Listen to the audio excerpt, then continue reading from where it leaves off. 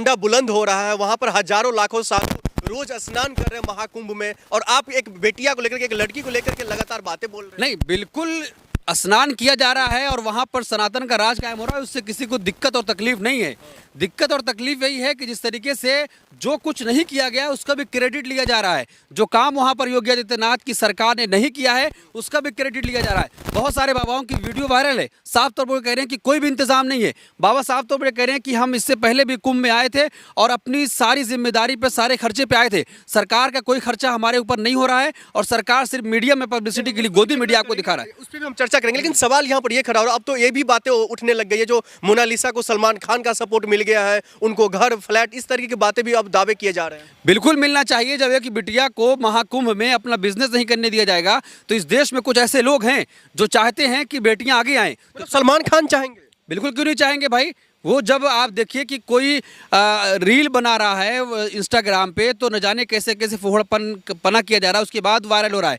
लेकिन मोनालिसा जो कुछ भी नहीं कर रही थी, अपना सामान बेच रही थी, और उसके बाद वो वायरल हो गई है। अब अगर वायरल हो गई है तो उसको बहुत सारी अपॉर्चुनिटी मिलेगी और लोगों को सामने आना चाहिए कि एक बिटिया के समर्थन में खड़ा होना चाहिए कि जहां पर वो अपना बिजनेस करने गई थी, अपना घर चलाने के लिए कुछ पैसे कमा रही थी, लोगों ने उसको नहीं कमाने दिया। तो कुछ ऐसे लोग हैं खड़े हैं जो लगातार आएंगे सामने, और सामने आना भी चाहिए ताकि ये मालूम चले कि इस देश में अभी भी जिंदा लोग हैं। इस देश में अभी भी ऐसे लोग हैं जो किसी भी कमज़ोर और तबके के साथ खड़े हो जाएंगे। इस देश में ऐसे लोग अभी भी हैं जो जिसके ऊपर भी जुल्म होगा, अत्याचार होगा, उसके साथ देंगे, उसके समर्थन के लिए हमेशा खड़े होंगे। एक आयतीन बाबा भी काफी लगातार फेमस हो रहे हैं, वायरल हो रहे हैं, कभी वो अपने बयान को लेकर के, कभी अपने ज्ञान को लेकर के। बयान उन्होंने ये दे दिया है, जो अगला जो प्रधानमंत्री होंगे वो योगी आदित्यनाथ होंगे और राष्ट्रपति होंगे वो प्रधानमंत्री नरेंद्र मोदी जी होंगे।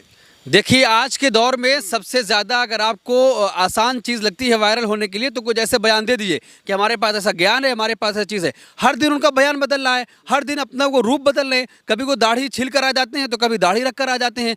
तो आप अंदाज़ा लगाइए कि जो आदमी अपने एक ही बात पर नहीं टिका हुआ है, कभी वो कहते हैं कि हमने पिछले जन्म में मैं कृष्ण रहा हूँ, तो ऐसी तमाम तरह की बातें कर रहे हैं और जनता को पूरी तरीके से बेवकूफ़ बनाया जा रहा है। किस तरीके की उनकी सोच है, आपने देखा था वो वीडियो कि जिस तरीके से इस्लाम पर वो टिप्पणी कर रहे हैं कि इस्लाम ऐसा धर्म है। उन्होंने इस्लाम को पढ़ा ही नहीं है, उसके बावजूद इस इस्लाम पर टिप्पणी कर रहे हैं। यानी नफरती बोल जो इस देश में अब बोलेगा उसको पूरी तरीके से बढ़ावा मिलेगा। और गोदी मीडिया साफ तौर पर आईटी बाबा को पूरी तरीके से वहां पर खूब प्रचार प्रसार कर रहा है, इसलिए बाबा वहां पे गुस्सा हो गए, उनको वहां से निकाल दिया गया मंडलेश्वर से। तो साफ तौर पर वो अपनी छवि चमकाने के लिए और गोदी मीडिया का सहारा लेकर वो इस देश के लोगों को बेवकूफ़ बनाना चाहते हैं। लेकिन इस देश की जनता बहुत दिन तक बेवकूफ़ नहीं बनेगी, क्योंकि नफरती बयान बहुत दिन तक नहीं चल सकते हैं। मोहब्बत की दुकान खोली जा रही है, मोहब्बत की दुकान बहुत जल्द देश में खुलेगी और जितने नफरती लोग हैं, जितने भी नफरती चिंटू हैं, सबको भारतीय जनता पार्टी अपनी पार्टी में जगह देती है।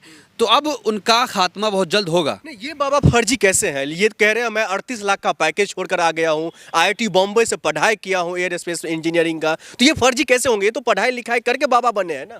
अरे अगर आप फर्जी नहीं हैं तो आपके घर वाले बुला रहे हैं, घर के जाके घर पे लोग हैं, माँ बाप हैं, उनकी सेवा करिए। लेकिन आप अगर बाबा बने हैं तो बाबा बनने से किसी को दिक्कत नहीं है, आप ठीक ठाक हैं। आप जहाँ भी रहते हैं, जहाँ भी आपका आश्रम वहाँ रहिए, कोई दिक्कत नहीं है। चाहे आप सनातन धर्म अपनाइए, चाहे जो भी अपनाइए, लेकिन इस तरीके से आप भ्रामक चीज़ें फैलाएंगे और ये कहेंगे कि इस देश में ये होने वाला है, या आपके कहने की वजह से और भी ऐसे बाबा आए थे, बाबा बागेश्वर, जो ये भविष्यवाणी करते थे। लोग उनके दरबार में जाकर बैठते थे कि बाबा हमारा भविष्य बता दीजिए क्या होने वाला है। आपने देख लिया कि जो जो भी क्रिकेटर उनके दरबार में गए थे, आज सबकी हालत कैसी है। टीम इंडिया में नहीं खेल पा रहे हैं, घर पूरी तरीके से टूट रहा है। अब वही एक और बाबा आए हैं जो कह रहे हैं कि अगला प्रधानमंत्री कौन बनेगा, मुख्यमंत्री कौन बनेगा, राष्ट्रपति कौन बनेगा। तो ज्ञान देना बहुत आसान चीज़ है, लेकिन प्रैक्टिकल में असल में वो चीज़ ज़मीन पर होती हुई दिखाई नहीं देती है।